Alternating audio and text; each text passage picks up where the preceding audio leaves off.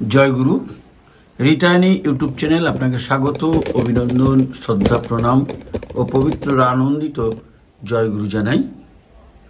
আমরা আজ অনেকদিন পরে রাহাদাকে নিয়ে বসেছি, আর আজকে আমার একটা বিশেষ দিন। আজকে বনভোজন উৎসব, 9 জানুয়ারি বনভোজন উৎসব। মন্দিরে মন্দিরে সবাই বনভোজন উৎসব পরিপালিত করছেন, আমরাও যাব। তার আগে রাহাদার একটু ইষ্ট প্রসঙ্গ আমরা নিতে এসেছি। রাহাদা ইষ্ট প্রসঙ্গ করবেন। বনভোজন সম্পর্কে আমাদের অনেক অজানা তথ্য তিনি আমাদের শোনাবেন, আমরা শুনব। প্রথমেই আমি রাহাদাকে প্রণাম জানাই এবং রাহাদার সুস্থ স্বাস্থ্য সুদীর্ঘ জীবন প্রার্থনা করি পরমপিতার আতুল চরণে। আপনারা সবাই জেনে গেছেন আমাদের রাহাদা এখন শতবর্ষে রান করছেন। দীর্ঘ 25 বৎসর ঠাকুরের সঙ্গ করেছেন এবং রাহাদার পাঞ্জা এখন রেনুয়াল হয় না। তো সেই রাহাদা, যার অভিজ্ঞতা, শতবর্ষের অভিজ্ঞতা আমরা পাবো, ঠাকুরের 25 বছরের সঙ্গ করার যে অভিজ্ঞতা আমরা পাবো, এই বনভোজন কেমন হয়েছিল না হয়েছিল অনেক অজানা তথ্য আমরা পাই। পুনরায় রাহাদাকে প্রণাম জানিয়ে আমরা রাহাদার বক্তব্য ইষ্ট প্রসঙ্গ শুনব। আর আপনাদের অনুরোধ করছি, আপনারা যারা দেখছেন ভালো লাগলে লাইক করবেন, সাবস্ক্রাইব যারা করেননি করবেন, আর ভালো লাগলে এগুলো শেয়ার করবেন সবার কাছে। যত বেশি শেয়ার করবেন মানুষ অনুপ্রাণিত হবে, ইষ্টপথে আসার চেষ্টা করবে, মা ঠাকুরকে মাথায় নিয়ে চলবে, এই আমার দৃঢ় বিশ্বাস। রাহাদা, আপনাকে প্রণাম জানাই। আজকে তো বনভোজন উৎসব, যদি আপনি ইষ্ট প্রসঙ্গ করবেন এই বিষয়ে একটু যদি আলোকপাত বা দৃষ্টিপাত করেন তাহলে ভালো হয়। পরমপিতার আতুল চরণে আমার সর্বাগ্যে সহস্র কোটি প্রণাম জানাই এবং তার আতুল চরণ আমার একান্ত প্রার্থনা। আপনারা এই নববর্ষের এই প্রথম দিন এসে বসলাম, আমরা যে যেখানে থাকুন না কেন সবাই তার অপার করুণা লাভ করুন। তার আপনাদের উপর তার অপার বর্ষিত হোক, আশীর্বাদ বর্ষিত হোক, আমার একান্ত প্রার্থনা। সুখে শান্তিতে স্বস্তিতে সবাইকে নিয়ে থাকুন, এই আমার একান্ত প্রার্থনা। এমন আগামী বছর যে বছর আসছে, এই যে বছরে আমরা পদার্পণ করলাম, এই বছরটা যেন সবাই সুখে শান্তি থাকুন, স্বস্তি থাকুন, তাকে নিয়ে ভরপুর থাকুন, এই আমার একান্ত প্রার্থনা। বাইরে প্রচণ্ড ঠান্ডা, দেখতে পাচ্ছেন আমরা জ্বর ধরে বসছি, খুব হাওয়া দিচ্ছে।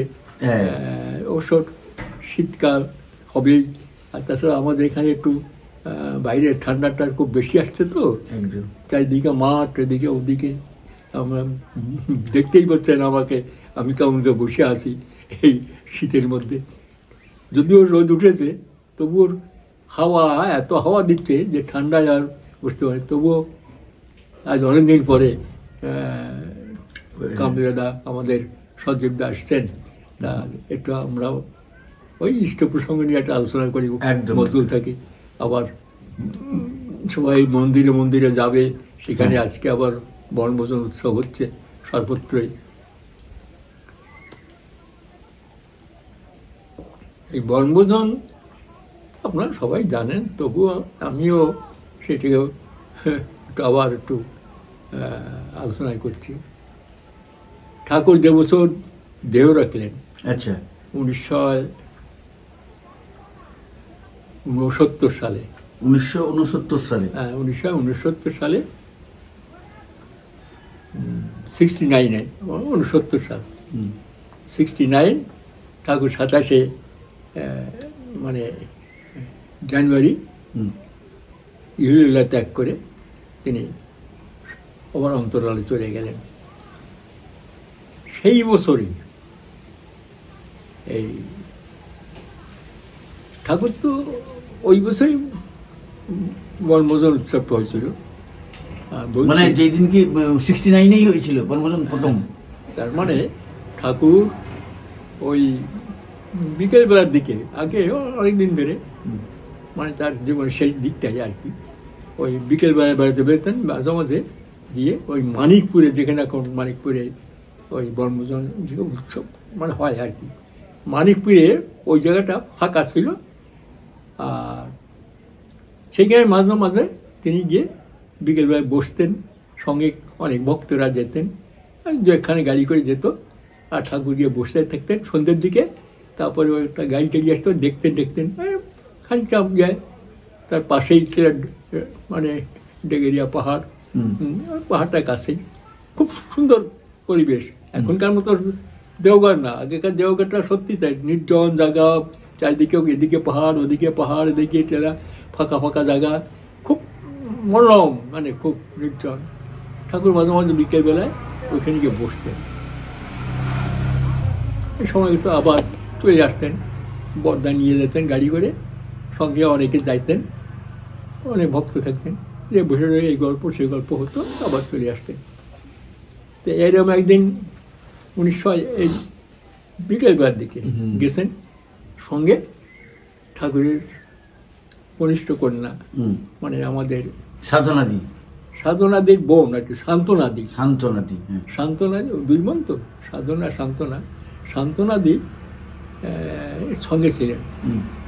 তো বাবা এখানে দিন চড়ি ভাতি করলে কেমন হয়, আচ্ছা, মানে জায়গাটা দেখে তাই দেখে যেত ফাঁকা, ওই দূরে ডিগেরা পাহাড়, ওদিকে গিয়ে এদিকে রেল লাইন চলে, ঠাকুর মাঝে মাঝে ওখানে দাঁড়িয়ে ওই গাড়ি দেখতেন, মাঝে মাঝে গাড়িগুলো যায়, সামনে তো রেল লাইন, এখন তো গিরে গেছে, সামনে রেল লাইন, ওখানে ওই গাড়ি যায় আসে, দেখেন ঠাকুর বেশ মজা, একদম আনন্দ করতেন, নিজের ভিতরে একটু মনে মনে ইয়ে লাগতো সেতে। তো ওরেও একদিন গেছেন বিকালবেলায়, তখন বলছে বাবা এখানে দিন চড়ি ভাতি করলে কেমন হয়, পিকনিক করলে খুব ভালো লাগাও। তখন এই যে আজকের দিনে 9 জানুয়ারি ঠাকুর পরিবার সবাই এসে ওইখানে, ঠাকুর ছিলেন ওখানে, চড়িভাতি করা হলো সেইটি।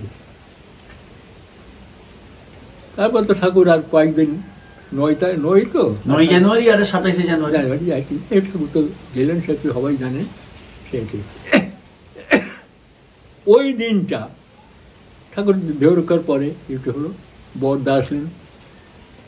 বরদা তিনি কী করলেন, বললেন ওই দিনটাকে স্মরণ করে রাখার জন্য তিনি ওইখানে ওই করলেন। তখন ওই জায়গাটা ইয়ে ছিল, জায়গাটা কিনে নেওয়া হলো, বেশ অনেকটা জায়গা সেখান থেকে কিনে নিয়ে সেখানে বাউন্ডারি ওয়াল টোয়াল দিয়ে, মানিকপুর এখন ঠাকুরের সেইখানে দুটো মন্দির হলো, বড় মা আর ঠাকুরের, আপনার দান তো দেখেন তো মানিকপুরে, সেই জায়গায় গেড়ে গিয়ে এই করে ওই জায়গাটা। আর প্রতি বছর বরদা ওই স্মরণ করে রাখার জন্য এই দিনটাকে ওইখানে বনভোজন উৎসব করার ব্যবস্থা করেন, সেইটাই হয়ে গেছে। বরদা ঠাকুর দেখার পর অনেক কিছু বরদা প্রচলন করলেন, যেমন আগমন দিবস, 2 সেপ্টেম্বর আগমন দিবস। ঠাকুর যেদিন আসলেন, দেওঘর পদার্পণ করলেন, সেই দিনটাকে স্মরণ করে ওই আগমন দিবসটা হয় 2 সেপ্টেম্বর। হ্যাঁ, আবার 27 মে স্নান উৎসব হয়, সেই স্নান উৎসব হয়, সেটাও ওই অমনি কি ওই যে দেখেন ওই যেটা আছে পন্ট করে আসে যেটা জায়গাটা, ওটা বলতে বলে 27 মে ওই দিনে উৎসব হয়। তার মানে কাজলদা ঠাকুরের ছোট মার ছেলে, ছোট সন্তান আর কি, তিনি বরদাকে বলছে, বরদা পড়াতেন ওরে, হ্যাঁ ছোটকালে আর কি। বলে বরদা আমার সাঁতার শিখতে খুব ইচ্ছে হয়, তার সাথে আর শিখবি কোথায়, এখানে তো কোনো পুকুর টুকুরও নেই এরকম ইয়ে, সে তোর সাঁতার কী করে শিখেছি সেতে। যদি এখানে একটা মিটি কাটা এই করা যায়, জলের ব্যবস্থা করা, তাহলে হতে পারে, তুই বাবাকে কে বলবি দেখে। তা বলছিল বাবাকে, বলেছে বাবা আমার সাঁতার কিনতে খুব ইচ্ছা হয়, তা কোথায় করে, বড় খোকাকে বল। বরদা তখন বরদাকে ঠাকুর বলেন, কাজল তো একটু ইচ্ছে করে 87 দেখলো কোথায় ব্যবস্থা নেই, এখানে কোনো জলের ব্যবস্থা করা যায়, তা ওই জায়গাটাকে দেখা গেল ওই জায়গাটা যদি একটা পুকুর কাটা যায় ছোটোখাটো করে আমাদের জল রেখে, মানে জলের তো অভাব, তা যদি জল করে কলের থেকে জল এনে ভর্তি করে রেখে সেখানে শিখাচ্ছিল, তা ওই জায়গায় জলটা ওই জায়গায় কাটা হলো ঠাকুরের নির্দেশে, ওই জায়গায় ছোটো করে একটা হলো পুল করলো, সেই এখন তো দেখেছেন সেটা পুল করে সেখানে একটা সিঁড়ি দিয়ে জল বাইরের থেকে আনা হলো কলের জল দিয়ে ভর্তি করে, এবং ঠাকুর সেই দিন ওই প্রথম ওইখানে ডুবলেন আর কি, বরদা কাতলদা, তারপর আমাদের যে ছিলেন ঠাকুরের পার্শ্বদ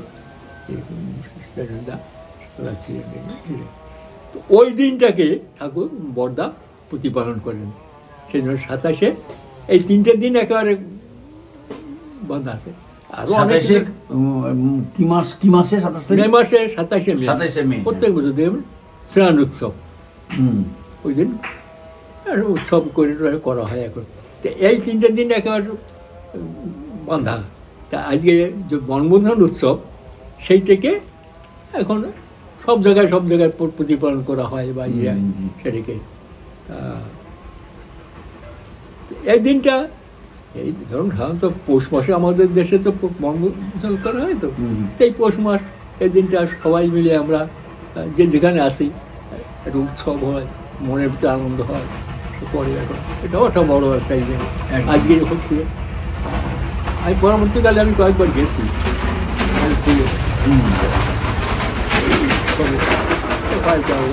কয়েকবার গেছি, আজও হচ্ছে সেখানে মানিকপুরে সেখানে করে। এই ব্যাপারে কি জানেন, বর্তমানকালে আমি কাউকে দোষ দিচ্ছি না বা কাউকে করছি না, তবে এটা আমাদেরও দোষ, মানে আমাদেরও যে ঠিকমতো আমরা সেই জিনিসটাকে প্রচার করতে পারি না। অনেক সময় না জেনে শুনে আমি হয়তো বললাম একটা, আপনি শুনলেন একটা, আপনি সেটাকে কালারিং করে অন্যরকম রূপ দিয়ে বলছেন, দেখা গেল অরিজিনাল জিনিসটাই নেই। তো এরকম দেখেছি, এই যে ইয়েগুলো যেগুলো আমরা দেখেছি বা প্রত্যক্ষ করেছি সেইটাকে হয়তো আমরা বলি, যারা দেখেছেন তারা বলেন, তাদের চোখের পর তো সেইটাকে অন্যকে শুনিয়ে বাইরে গিয়ে অনেক সময় অন্য কালারিং দিয়ে সে অরিজিনাল জিনিস আর থাকে না। বিশেষ করে বর্তমান যুগের কিছু আমি সবাইকে দোষ দিচ্ছি না, কারণ অনেকে দেখছি ওরকম বলে ফেলে, মানে ঘটনাটা একটা, এই ঘটনাটা কালারিং করতে দেখা গেছে অরিজিনাল নেই, বানিয়ে টানিয়ে একটা অন্যরকম হয়ে গেল, আর সেটা শুনে মানুষ অন্যরকম হয়। যতদূর সম্ভব পুঁথি পুস্তকে তো লেখা আছে, এইসব জিনিস ঘটনাগুলো তো লেখা আছে, সেইগুলো বই পড়লে হয়, পড়ে দেখলে হয়। তেমনি ঠাকুরের কথাবার্তা, ঠাকুরের যা ইডিওলজি আদর্শ, সেইগুলো যতটা পড়া লাগে বর্তমান যুগে অন্তত তাই দরকার, খুব দরকার, পড়তে হবে। পড়াশোনা না থাকলে এর কাছে ওর কাছে শুনে সেটাকে আমি আবার কালারিং করে এটা ওটা বলতে গিয়ে ভাবলাম বুঝি লোকে বুঝাই করে, এটা অরিজিনাল না, অথচ বালিয়ে টানিয়ে বলে যাচ্ছি। সে মানুষ যারা একটু বুদ্ধিমান তারা বিশ্বাস করবে না, তাদের কাছে একটা লাগে। বাইরের জগতের লোকের কাছেই করতে হলে, ঠাকুরকে পরিবেশন করতে হলে ঠাকুর কি বলেছেন, ঠাকুর কি চাইছেন, ঠাকুরের ভাবধারাটা কি, এটা যেমন নামধান সাধন বোধনের সঙ্গে অধ্যাপনা, এটা বড় জিনিস। তো এই অধ্যয়ন করতে হয়, ঠাকুরের কত পুঁথি পুস্তক আছে, সমস্ত বই পড়ে নিতে হয়, নাহলে তো উল্টো পাল্টা সব। বিশেষ করে আমি দেখেছি এই যুগে, যার জন্য আমারই কষ্ট হয়, কারণ আমি তো দেখেছি বা করেছি, আমার সামনে তো বলছে উল্টো পাল্টা বলছে, এবং সেইগুলি তাকে বুঝে বলতে গেলে অনেক সময় দেখি সে মানে একটা অন্যরকম ফিল করে, একদম নিতে পারে না এবং অন্য অন্য কিছু করে সে। যার জন্য এখন আমার খুব কষ্ট হয় এগুলো। কারণ আমি তো মানে অনেক সময় এমন কোনো অবস্থা হয় যায়, ওই যে আকাশের ভগবান, bear of the man whose god in the sky, এই যে একটা ইয়ে আছে সুপারম্যানের ভিতরে আছে, ওই সাহিত্যিক, ইংলিশ সাহিত্যিক লেখা আছে, bear of the man whose god in the sky. তা সেই লোক থেকে সাবধান থাকে যারা আকাশের ভগবান ছিল। তা আমরা ঠাকুরকে বেশিরভাগ পরিবেশন করতে করতে এমন অবস্থা আসছে, অনেকে দেখেছি যে আকাশের ভগবান মানে সত্যি তাই। তিনি যে বাস্তব, তিনি যে মানুষ, তিনি যে সেই বোধের মধ্যে তারা এমন করে পরিবেশন করেন যে তারা ওই আকাশের ভগবান। মানুষ কেন বেছে নেবে? মানুষের কাছে বর্তমান যুগে মানুষ অনেক বুদ্ধিমান, অনেক তারা অনেক কিছু জানে, অনেক কিছু করে। সুতরাং তিনি যে মানুষ, মানুষের জন্য আসেন, মানুষের যে লীলা করেছেন, সেই মানুষের যা যা দরকার, যা যা করেছেন, সেই কথাগুলো যদি পরিবেশন করা যায়, মানুষ অনেক গ্রহণ করে। বাস্তব জেনে এই জীবনে হতে পারে, এই করে তিনি মানুষ মানে আমার মতন আপনার মতো মানুষ নয়, সে তো অতি মানুষ। মানে সে মানুষ মানে আমাদের মানুষ চাইতে অতি মানুষ। মানুষ হাত পা নাক চোখ মুখ সবই আছে তার, যেমন আমাদের মতন, কিন্তু তার ভিতরে যে আমার যে চলন বলন ব্যবহার কথাবার্তা যা ইয়েছে তার অনেক উঠছে। এমন বিচার বিশ্লেষণ করতে গেলে ঠাই পাওয়া যায় না। তিনি যে বলেন যে তাই তো কোথায় কোথায়। সুতরাং আমরা সেইভাবে যদি পরিবেশন করি ঠাকুরকে নিয়ে, কারণ তো এখন তো বিশেষ করে খুব কম লোকই আছেন যারা তাকে দর্শন করেছেন বা তার সঙ্গ করেছেন, সবাই তো চলে গেছেন, হয়তো সমান মুষ্টিমেয় কিছু আছেন, সেই তারাও এখন বলতে হতে পারে। তাই দরকার এখন হচ্ছে নাম ধ্যান, নাম আর নামিতে হবে। তিনি সবটা বলেন, সব সময় নাম করে করতে হবে। নাম করলে ভিতর তিনি অবস্থান করেন। নাম আর নামিতে হবে, নামী পুরুষ যিনি তিনি হবেন। সুতরাং আমি ওই যে বীজ নাম আমি যে করি, তখন তিনি আমার থাকেন। এইবার যদি ওই নামময় হয়েছে যে আমি কিছু বলি, তিনি আমাকে বলাবেন।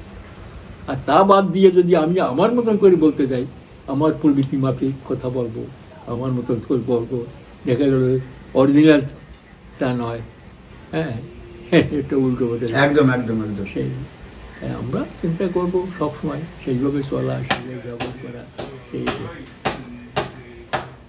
আজকে শেষ দিন সৎসঙ্গ জগতের শিশির বর্দা যা ব্যবস্থা করে গেলেন, ওইটা স্মরণ করে রাখা, এটা সবে। কারণ আমরা তো সাধারণত বেশিরভাগ আমরা যা হিন্দুরা আছি, যে পৌষ মাসে একটা ছোটোকাল থেকেই আমরা করতাম, আপনারাও করেন ছোটোকাল থেকে সব বাড়িতে। পৌষ মাসে একটা বনভোজনের মাস, ছেলেরা অল্প বয়সের ছেলেরা করে থাকে, এছাড়া অল্প বয়স তাদের কত জায়গায় যে আমরা করতাম। এইটাই আমাদের সৎসঙ্গের যে প্রথম হয়ে গেল, সেটা করা ভালো লাগে। সেইতে আমি জানি না কত লোকের কত কথা আমি জানি, কারণ যখন একা বসে বসেই করি অনেক কথা মনে আসে, আবার উবিয়ে যায়। সত্যি কথা বলতে কি এখন সেই আগের মতো নিয়ে নেই তো মানে না। তখন ভাবি যদি আপনি থাকেন তার পাশে আমি বলি লোকের কাছে, মাঝে মাঝে অনেক কথা মনে পড়ে, নাম ধান করতে করতে করতে অনেক কিছু চোখের ভেসে আসে, আবার শেষ হয়ে যায়, পারি না, সেটা বলতে পারি না। সেইটা সেই জানি, কারণ আমাদের মতো লোক খুব কমে গেছে, প্রত্যক্ষদর্শী, হ্যাঁ অনেক কমে গেছে। কয়েকজন আছে যারা আছে তারা হয়তো ঠিকমতো চলতে পারেন না। এই যে আমাকে দেখেন, এই পরমপিতা আমাকে এই রাখিছে বলে হয়তো আজকে বলতে পারছি। তা একদিন তো চলে যাবে, সবাই যাবে, সবাইকে যেতে হবে। একে কে দিন সেদিন আমাকে বলছিল, মানে এই যে ঠাকুরের কথা, এই যে ঠাকুরের মানে তো তা তো নয়, তো মানুষ তো যুগে যুগে এরকম হয়, মানুষ তো যদি এরকম চলতে থাকে তাহলে ঠাকুর এটা বলছিলেন যে হ্যাঁ আস্তে আস্তে কালেক্ট করে হয়তো এই একদিন দিয়ে হচ্ছে ঠাকুর আমাদের এই সঙ্গের কতদিন সঙ্গ চলবে, তোমরা যতদিন রাখো, তোমরা যতদিন রাখো।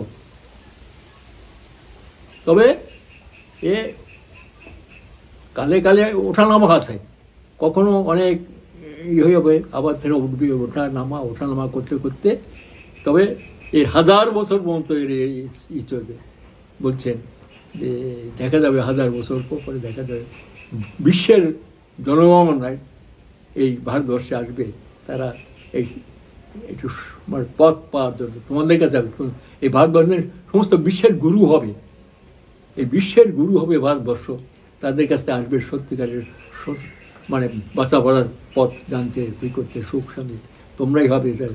আর দেখা এমন একটা বলাও আছে দেখে যে দেখে নিস যে শিবচন্দ্র চক্রবর্তীর বলার কথা তোমরা 1000 বছর পর মনে পড়বে, আমার কথা তোরা লিখে রাখ। হ্যাঁ একদম হবে, ভারতবর্ষই একদিন নিয়ে হবে, আর সেটা তোমরাই পারবে। তোমাদের এই সৎসঙ্গে একদিন সৎসঙ্গের ভাবধারা, সৎসঙ্গের আমি তাই দেখি, যেমন এখন যেমন তো আছে প্রতিষ্ঠান আছে, সব প্রতিষ্ঠানগুলো তারা খুব সৎসঙ্গের চাইতেও খুব বেশি চারিদিকে খুব ওয়েল সার্কুলেটেড হয়ে আছে, বা নানা রকমের ইয়েটি আছে। সব বড় বড় লোক যারা এই যে রাজনীতি আসছে, তেমন এই সময় রাজনীতির লোকগুলো কিছু কিছু আসবে যাবে। আমাদের এই প্রতিষ্ঠান জানে এখানে বহু সৎসঙ্গী আছে, বহু ভোটার পাবো বা ইয়ে পাবো, এখানে খানিকটাই করো, তারা কিন্তু ঠাকুরকে গ্রহণ করবে না, একদল আসে, কিন্তু তার ফায়দা নিতে আসে। হ্যাঁ, তবে এক সময় যেমন রাজধর্ম ছিল, রাজধর্ম যখন সেইটাই নিয়ে নেয় তখন প্রচারটা খুব তাড়াতাড়ি হয়ে যায়, কিন্তু সেগুলো আবার খুব তাড়াতাড়ি ডিক্লেয়ার করে। হিন্দু ধর্মটা যখন সনাতন হিন্দু ধর্ম তো আদি আর্য ধর্ম যেটা, সেটা যখন ছিল, ভারতবর্ষের কথা বলছি, ভারতবর্ষে কী হলো, দেখা হলো ভগবান বুদ্ধ আসলেন, ওই আর্য ধর্ম যেটা সনাতন ধর্মের ভিতর নানা রকমের করাপশন দেখা দিল, নানা রকমের মানে যারা প্রচার করেন বা যারা বেশি করেন তাদের ভিতর তাদের চারিত্রিক দোষ বা নানা রকমের গলদ ঢুকে গেল। হ্যাঁ, গলদ ঢুকে গিয়ে সেটাকে অন্যভাবে ব্যবহার করতে আরম্ভ করে মানুষ তখন সেইটাকে রিভাইভ করার জন্য আসলে ভগবান বুদ্ধ জন্ম নিলেন। তিনি এসে করতে করতে আরম্ভ করলেন। আবার তার সেই সময় রাজা ছিল, তারা রাজধর্মটা অনেকে গ্রহণ করলো। সেই সময় রাজারা যারা ছিল, বুদ্ধ রাজারা, তারা এসে কী করলো, বেশি ঘোরামি করতে আরম্ভ করলো। এমন ঘোরামি করলো যে হিন্দু ধর্মে যা আছে সব লটপট করো, তারা লটপট করতে আরম্ভ করে দিল। এবং আমরা পড়েছি বইতে যে দেখা যায় ব্রাহ্মণ, ক্ষত্রিয়, বৈশ্য এদের পৈতে ছিল। পৈতে আছে কাদের? হিন্দুদের। পৈতে আছে তার ধরে টেনে ছিঁড়ে দাও। হ্যাঁ, তখন তারা নিজের শিখতে আরম্ভ করলো, কারণ জোর করে নিয়ে তাকে বৌদ্ধ করতে আরম্ভ করলো। ওরে বাবা, আছে না সেই রবীন্দ্রনাথের কবিতা, সেই যখন মন্দিরে কি হচ্ছে তখন অনেক রাজারা ছিল, বৌদ্ধ অনেক রাজারা খুব পড়তে চাই করে করে করে করে সেই বৌদ্ধ ধর্ম আস্তে আস্তে হয়ে গেল। আসলো মুসলমানরা। তারপরে এই ভারতবর্ষে দেখেন প্রায় 600 বছর ধরে বৌদ্ধ রাজারা রাজত্ব করে গেছে। বৌদ্ধ রাজারা 600 বছর, তারপরে আসলো মুসলমানরাও আসে প্রায় আরো 600 বছর তারা এই রাজত্ব করলো। মুসলিম যখন এই ভারতবর্ষ ঢুকলো, তারা এসে কি করলো, হিন্দুদের অত্যাচার করতে আরম্ভ করলো, হিন্দুদের একেবারে কি করে করে করতে লাগলো। হিন্দু শাস্ত্র রাস্ত্র করতে লাগলো। তারপরে আসলো ব্রিটিশের, তারাও এসে 200-250 বছর চালাই গেল। এই এত বছর ধরে হিন্দু সমাজ তারপরে হলো। দেখেন বাংলাদেশে যখন বাংলাদেশে একটা যজ্ঞ করা হবে, বুদ্ধরা এমন অবস্থা, বুদ্ধের সময় সমস্ত সব ভালো হিন্দু পাওয়া যাচ্ছে না, যে যজ্ঞ করবে কে? আদিসুর রাজা ছিল, আদিসুর। কোথায়? কাণ্ডকুব্জে তখন কিছু ব্রাহ্মণ আছে, তাদের এনে করা হলো। ঠিক হলো, আবার মুসলমানরা আসলো, আবার হিন্দুদের অত্যাচার, হিন্দুদের নানা রকম বসা বিশাল করে। তারা যেতে যেতে আসলো ব্রিটিশ, তারাও এসে নানা রকম। কিন্তু হিন্দু সমাজ বা মরি নেই, তারা এখনো আছে, বেঁচে আছে, আবার সেই করছে। আমরা অবশ্য এরা অবশ্য অতিরিক্ত গোলামি করছে। যে বিজেপি যে করে, ওদের যে সংস্থা যেটা আর কি, সংস্থা রাষ্ট্রীয় সেবা সংঘ যেটা করে, আরএসএস, ওরা তো হিন্দু করে না। দেখেন, অবশ্য ওরা বেশি গোলামি টোলামি অন্যরকম করে, কিন্তু সত্যিকারে হিন্দু ও মরি নেই, মরবো না। ঠিক ঠিক, সনাতন যে হিন্দু, হিন্দু দেখেন আছে, আবার বেঁচে উঠেছে, আবার জেগে উঠেছে। ওই বুঝলেন তো, এটা এমন একটা আর্য ঋষি প্রবর্তিত দেশ, ঋষিদের সব যে বেদান্ত, তারা বেদের পরে যে বেদান্ত হলো, যে যুগের যে সে তো না, সব ঋষিরা করে রেখে গেছে, ঋষি প্রবর্তিত। দেখেন আবার সেই হিন্দু সেই দেশ খুব মরেছে। ওই এখন তো দেখেন আবার সেই তার মধ্যে সব গজায় উঠছে কত সব কারা, রাম কৃষ্ণ, বুদ্ধবাদ দেয় না, বুদ্ধ রাম কৃষ্ণ, তারপরে চৈতন্য, তারপর মহাপ্রভু, তারপরে রামকৃষ্ণদেব, ঠাকুর অনুকূলচন্দ্র, এইসব তারা ঠিক আবার জেগেছে। কিন্তু তাদের বিভেদ কিছু নেই, খ্রিস্টান হোক বা মুসলমান হোক, বিভেদ না, ওই থেকেই অন্যরকম রূপ যে কালারিং। কিন্তু হিন্দু যে সে তো মরি নেই, সেটা ঠিকই আছে, একদম প্রাচীন বটগাছ।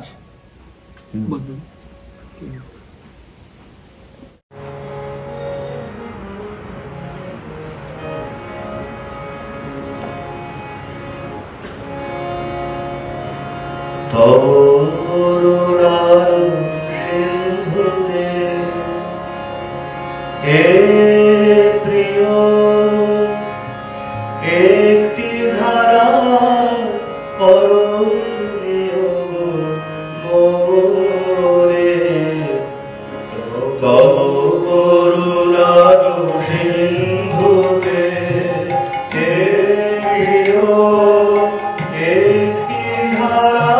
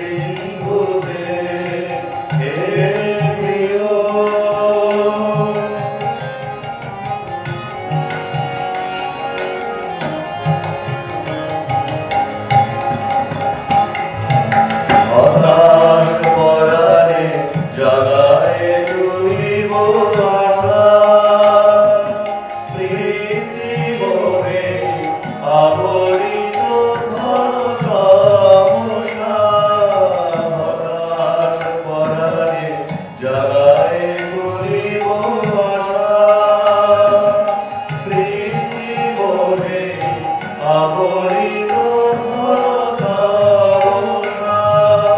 তোমার প্রেমার কিরণে মুক্ত করে তোমার প্রেমার কিরণে মুক্ত করে পরম আনন্দে চলিব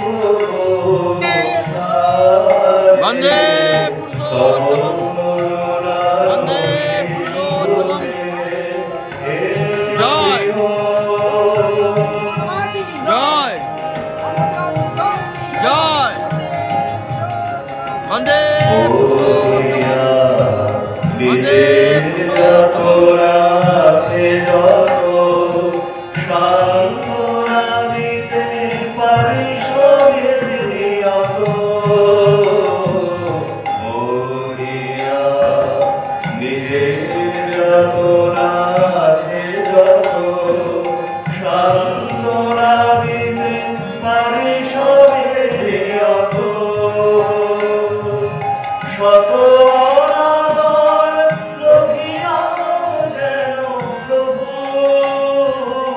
শত অনাদর লোভিয়া যেন প্রভু পারিবি তরিতে কবরে বসুধা সারে তব করুণার সিন্ধুতে হে প্রিয়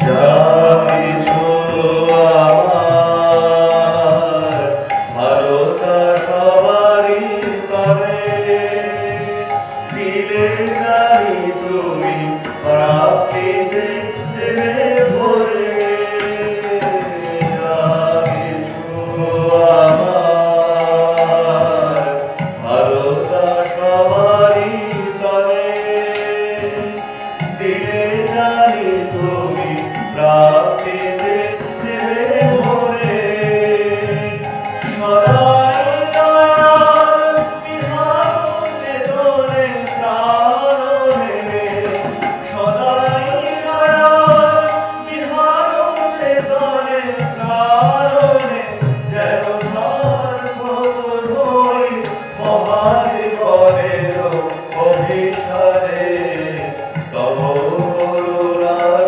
সিন্ধুতে হে প্রিয় একটি ধারা করো তুমি গো মোরে ক্রীড়াদেশ যত জীবনের আমি লতা ক্রীড়াদেশ যত জীবনের আমি লতা সিদ্ধ করিতে পারি যেন প্রেম লীলে ভব করুণার সিন্ধুতে হে প্রিয় একটি ধারা করো তুমি মোরে ভব করুণার সিন্ধুতে হে প্রিয়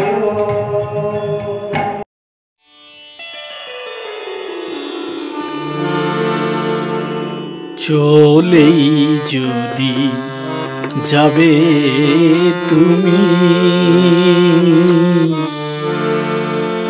বাঁধলে কেন প্রেমের ডোরে চলেই যদি যাবে তুমি বাঁধলে কেন প্রেমের ডোরে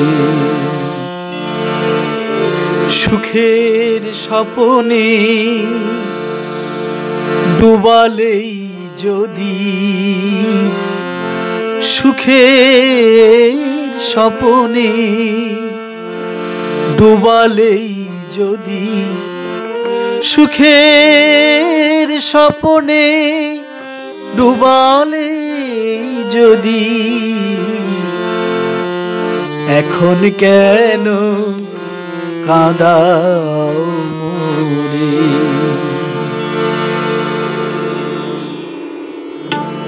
চলেই যদি যাবে তুমি, বাঁধলে কেন প্রেমের ডোরে?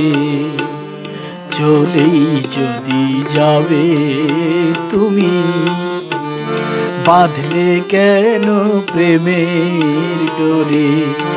সুখের স্বপনে ডুবালেই যদি, সুখের স্বপনে ডুবালেই যদি, এখন কেন কাঁদাও মোরে?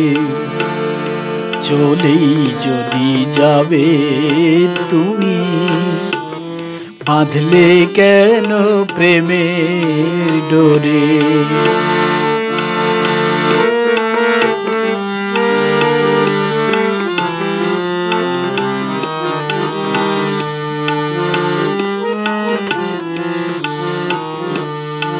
তোমার সঙ্গে প্রথম মিলন ক্ষণে মোর আখি দুটি এক হয়ে গেল তোমার আখির সনে।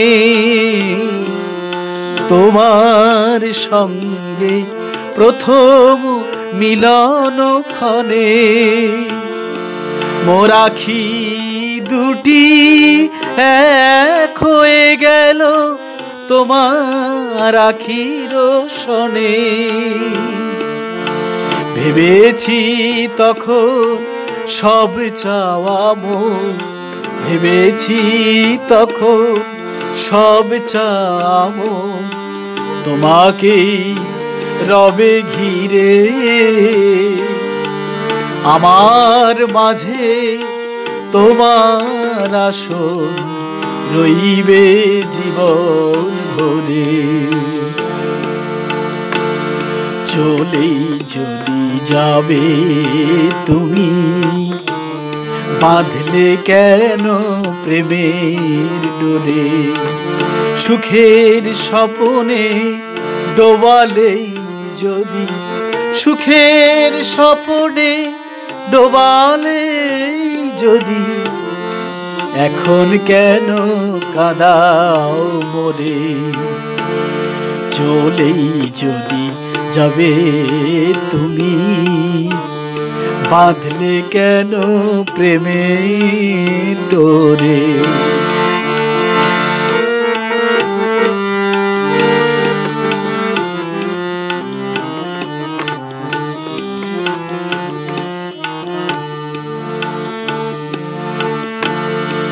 আমার যে কিছু ছিল না তোমায় দেবার, তাই বুঝিব বিরহে কাঁদাও এবার। আমার যে কিছু ছিল না তোমায় দেবার, তাই বুঝিব বিরহে কাঁদাও এবার। বিদায়ের বেলা স্মরণের জাল বোনা, মনের মাঝারে বিরহের ক্ষণ গোনা। বিদায়ের বেলা স্মরণের জাল বোনা, মনের মাঝারে বিরহের ক্ষণ গোনা। হাসিয়ার গান ফুরালো এবার, হাসিয়ার গান ফুরালো এবার। শুধু ভাসি আখিল রে, এখন কেন কাঁদাও মোরে? সুখের স্বপনে ডুবালেই যদি, সুখের স্বপনে, সুখের স্বপনে ডুবালেই যদি, এখন কেন কাঁদাও মোরে? চলেই যদি যাবে তুমি, বাঁধলে কেন প্রেমের ডোরে চলেই যদি যাবে তুমি বাঁধলে কেন প্রেমের ডোরে বাঁধলে আমায় প্রেমের ডোরে বাঁধলে কেন প্রেমের ডোরে।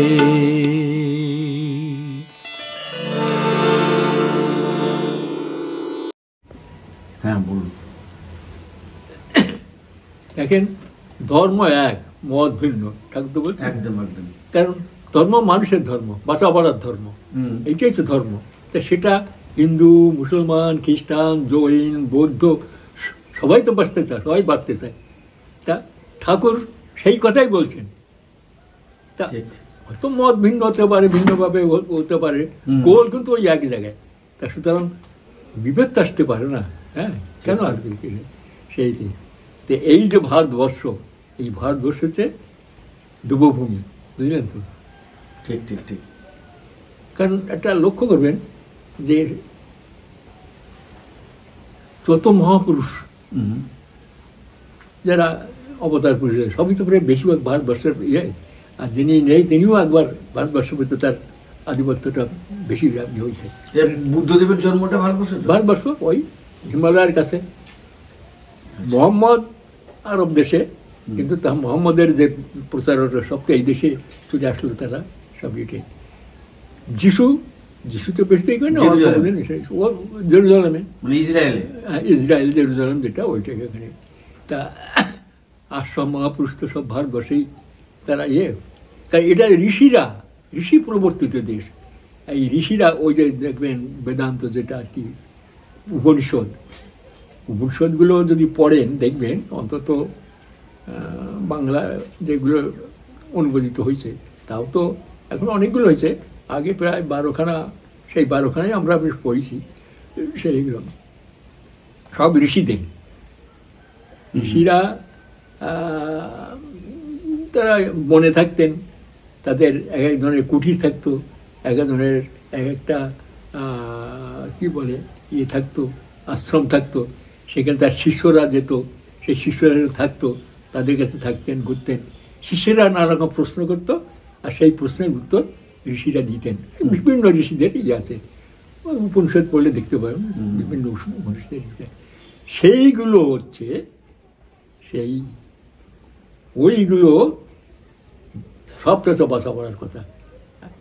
সেই ঋষিরা কত ইয়ে ছিলেন, তারা সাধন ভজনে, তারা ডাইরেক্ট যেন ঈশ্বরের সঙ্গে যোগযুক্ত থাকতো, তার নাম ধ্যান সাধন ভজনে।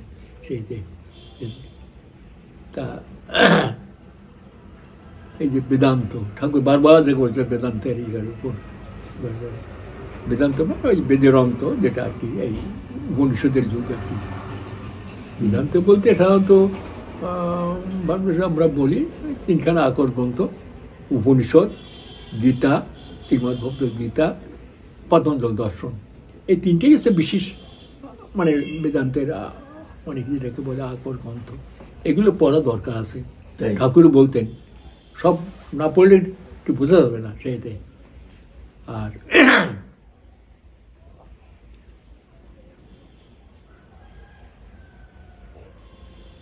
একটু কিছু সবচেয়ে বড় কথা আছে, এই আপনি আর রাত্রেবেলা যখন আমরা নাম ধ্যান পরে প্রার্থনা করে বই পাঠ হয়, আমরা করি, করে ভাবি ঠাকুরের এই কথাগুলো আমাদের যারা বিশেষ করে প্রচারক বলতে গেলে আমরা যারা কর্মী, তারা দেখছি অনেকে পড়েন না, মনে হয় না উল্টো পাল্টা কথা কেন বলবে। হ্যাঁ, যেটা না তাই বলতে আরম্ভ করে যায়। ঠাকুরের ভাবধারা মেশে না। আমি দেখেছি কিছু বলতে গেলে তারা যেন আর অন্য কিছু মনে করেন, বলেও দিল, বলে দেয়। ঠাকুরের যে নীতিগুলো, অন্তত প্রাইমারি যে নীতিগুলো, সেইগুলো যদি আমরা নাই করি, তাহলে আমরা ঠাকুরকে প্রচার করব। এই ঠাকুরের যেমন বিবাহ নীতিটা, একেবারে ওটাকে আমরা অ্যাভয়েড করে যাচ্ছি। ঠাকুর যেটা বলছেন প্রতিলোম, এই যে সত্যি কথা বলতে কি, মানুষ যদি না থাকে দেশ চালাবে কে, রাজ্য চালাবে কে? এই যে এখন ভোট আসছে, এই যে ভোট আসবে, ভোট দাও ভোট দাও ভোট দাও, আরে কোন লোকটাকে ভোট দেবেন? এই তো দেখছেন ভোটের পরে দেখা যাচ্ছে সে রাষ্ট্রের মানে শাসনকর্তা একজন, এখন তো একজন রাষ্ট্রকর্তা, মন্ত্রিসভা থাকে তার অনেকে, তার মধ্যে দেখা যাচ্ছে কোনো কোনো একজনের চরিত্র বেরিয়ে আসতেছে। মানে সে অদ্ভুত ধরনের সমস্ত কথাবার্তা যা বেরোচ্ছে, সে পেপারে পরে যা দেখি, তারা কি কি রাষ্ট্র চালাবে? চরিত্র তাদের ঠিক নেই। হ্যাঁ, এই একজন কি বলবো, বলতে গেলে খুব খারাপ লাগে। হ্যাঁ, অথচ ভোটের সময় তাদের ভোট দাও ভোট দাও, জনগণ সাধারণ আমাদের মধ্যে মানে সাধারণ জ্ঞানী লোকে বলছে ভোট দিতে, ভোট দিয়ে আসছে, তারা এটা রাষ্ট্র শাসন করছে, আর তাদের চরিত্র ঠিক না। ঠিক ঠিক, একদম ঠিক। তাহলে কি হবে? তাহলে কি করা যাবে? দেশ চলতে, দেশের উন্নতি হবে কি করে বলেন? কাকে ভোট দেবেন আপনি? কোন মানুষটা ঠিক আছে? সেই জন্য আগে ঠাকুর বলেন, আগে মানুষ ঠিক করো। দেশবন্ধু চিত্তরঞ্জন ঠাকুরের কাছে গিয়ে ওই জিনিসটা তার কিন্তু তিনি তার বাঁচলেন না বেশি দিন, দীক্ষা নেওয়ার 1 বছর না 1.5 বছর চলে গেলেন। তার খুব ইচ্ছা ছিল, ঠাকুর যেটা ফান্ডামেন্টাল তাকে বুঝিয়ে দিলেন, তিনি অ্যাপ্রিসিয়েট করেছেন। নেতাজি ঠাকুরের কাছে গেলেন, গিয়ে টিয়ে যখন দেখলেন যে দেশ শাসন করার লোকটা কোথায়, আগে দেশে লোক তৈরি করো, লোক তৈরি করে বলছেন তো অনেক দিন লেগে যাবে। হ্যাঁ, ঠিক মতো ভালো বিয়ে দাও, ভালো বিয়ে দিলে ভালো সন্তান আসবে, উপযুক্ত বিয়ে দিলে উপযুক্ত সন্তান আসবে, সেই সন্তান একদম ভালো হবে, কারণ চরিত্র তার ঠিক থাকবে। হ্যাঁ, লোভে পড়ে সেই কিছু করবে না, তার শাসন দণ্ড তার হাতে থেকে সে উল্টো পাল্টা কিছু করবে না, সে ন্যায় বিচার করবে, ন্যায় তো চলতে হবে, এরকম লোক চাই। একদম, একজন দুজন তো হবে না, দেশ চালাতে গেলে গণতন্ত্র দেশ, এখন আরো বেশ কিছু লোকের দরকার আছে। তো অনেক দিন লেগে যাবে। হ্যাঁ, তোমরা একদিন করো নেই, সেরে করতে হবে, অন্তত 20 বছর তো লাগবেই। এখন যদি বিয়ে দাও, সেই সন্তান বড় হবে, হতে হতে 20 বছর 21-22 বছর উপযুক্ত হবে, তখন তারা করতে পারে। অন্তত কমপক্ষে 20 বছর তো অপেক্ষা করতেই হবে। এর মধ্যে তোমার ভালো ভালো বিয়ে দিয়ে দাও, ভালো ভালো সন্তান আছে। সন্তানের সেই ভালো সন্তানরা যদি দেশের শাসন করতে হয়, দেশের যদি হয়, তাদের ভোট দাও, তাদের ভোট দিলে তারা ভালো খারাপ কাজ করবে না, জনগণের দুঃখ বুঝবে, কষ্ট বুঝবে, তখন তারা করতে পারবে। পারবে না? চিন্তা করেন, একটা লোক সত্যি ভালো, কোনো রকম কিছু খাই যায় না, এই মাঝে মাঝে টিভিতে দেখি, সেই লোকটাকে দেখা গেল সাধারণভাবে চলে, সাধারণ টাকা আয় করে, সাধারণভাবে চলে, খুব ভালো। আমি কারো অন্যায় করি না, কারোই করি না, মিথ্যা কথা বেশি বলি না, সব কিছু। হঠাৎ তার বারে কোনো একটা দায়িত্ব দেওয়া হলো, সেই সেটা পালন করতে তাকে দিয়ে খারাপ কাজ করাবার জন্য তখন কি করলো, অনেকগুলো টাকা তার সামনে দিল ঘুষ। তার চরিত্র ভালো, পাচ্ছে না, কিন্তু তার ঠিক রাখতে হবে না, সে টাকা খেলো, খারাপ কাজ করতে হবে। তার মানুষ অরিজিনাল যদি সে ভালো থাকে, কিছুতেই ঘুষ খাবে না, ঠিক, সে ঘুষ খাবে না একদম। হ্যাঁ, আমি খাবো না, তাহলে তোমাকে মেরে দেবো, দিতে আমার মেরে দেবো, তাই না? দেখেন, এখন হচ্ছে অন্যায়ের যুগ, মানে কোন লোকটা ভালো, তো মানুষ একটা ভালো মানুষ পাওয়া যাবে না। তাহলে দরকার কি, ভালো মানুষ তৈরি করো। একজন যে ঠাকুর এক কথা বলুন তো, এটা আপনার এই ইনস্টিটিউশন কি, ম্যান মেকিং ইনস্টিটিউশন, মানুষ গড়ার কারখানা। কারখানায় তো অনেক কিছু গড়ায়, লোহা লক্কর করে, করে, কারখানায় বাক্সা তৈরি করে, আলমারি তৈরি করে, কারখানায় লোহা তৈরি হয়, অনেক কিছু বড় কারখানায়। তো এই কারখানার কি, মানুষ গড়ার কারখানা। সেটা কি, ভালো ভালো বিয়ে দাও, বিয়ে দিলে ভালো সন্তান আছে। কোনটা খারাপ মানুষ আর ইয়েকে সবটা প্রতি লোক দিয়ে। আমার বড় কষ্ট হচ্ছে, সত্যি কথা বলতে কি, আমি কি বেশি কথা বলতে চাই না, আমি আজকে শেষ করে দেবো।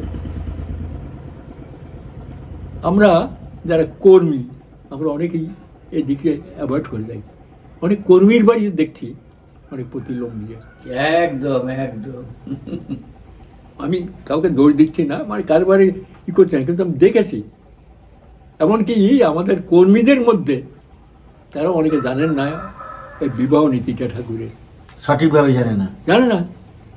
এক জায়গায় আমাকে নিয়ে গেছেন এক বিশিষ্ট কর্মী, মানে কি দাদা চলেন এক জায়গায় সৎসঙ্গ আছে আপনাকে নিয়ে যাবো, নিয়ে গেছে। নিয়ে গিয়ে তারপরে বলছে যে কি আজকে এই বাড়িতে এই মেয়েটার বিয়ে হবে অমুক তারিখে, তাই তার আগে আর সৎসঙ্গে দিয়েছে, সবাই বসে প্রার্থনা করেন, নবদম্পতি জনে খুব ভালো হয়। সে দাদা বললেন, আমরা সবাই প্রার্থনা করলাম, এটি গেল হয়ে গেল। হওয়ার পরে আমি ওই হয়ে গিয়ে সবাই প্রসাদ করে নিয়ে শেষে আমি বাড়ির কর্তাকে জিজ্ঞাসা করছি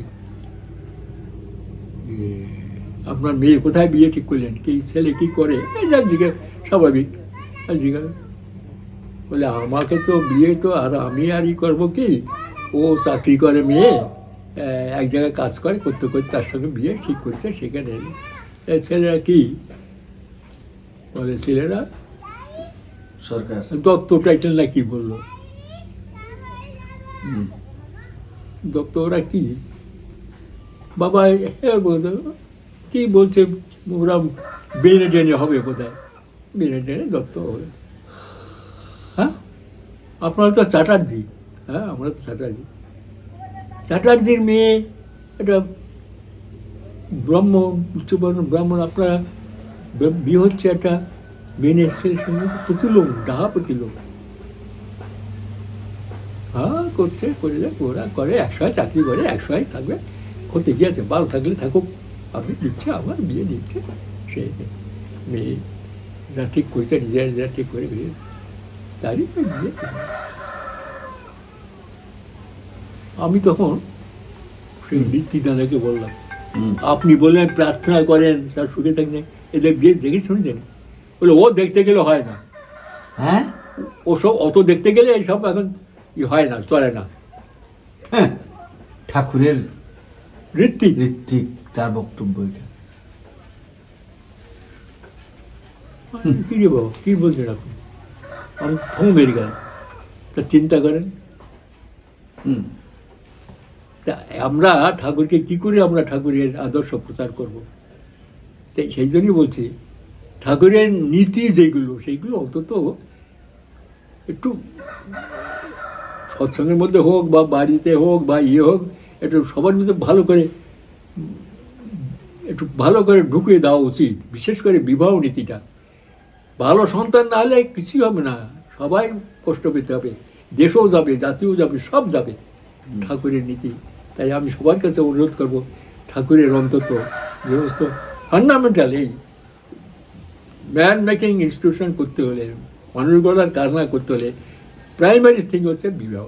এই বিবাহ নীতিটা যেন আমরা একটু মাথায় রাখি, অন্তত সৎসঙ্গে গড়ে। জয় গুরু। জয় গুরু। সবাই ভালো থাকবেন। আমি আর আজকে এখানে শেষ করি। হ্যাঁ হ্যাঁ হ্যাঁ, খুব ভালো লাগলো আজকের আলোচনা, এবং রাধাকে প্রণাম জানাই। যারা শুনছেন তাদের সবাই ভালো থাকুন, সুস্থ থাকুন, এই প্রার্থনা করি। আজকের যে আলোচনা হলো, মূল বিষয়গুলো আমি একটু রিমাইন্ড করে দিই। প্রথম কথা হচ্ছে গিয়ে 69 মানে 1969 সালে ঠাকুর যে বছর মারা গেছিলেন, সেই বছরই 9 জানুয়ারি ঠাকুরের দুই কন্যা সাধনাদি এবং শান্তনাদি, ছোট শান্তনাদির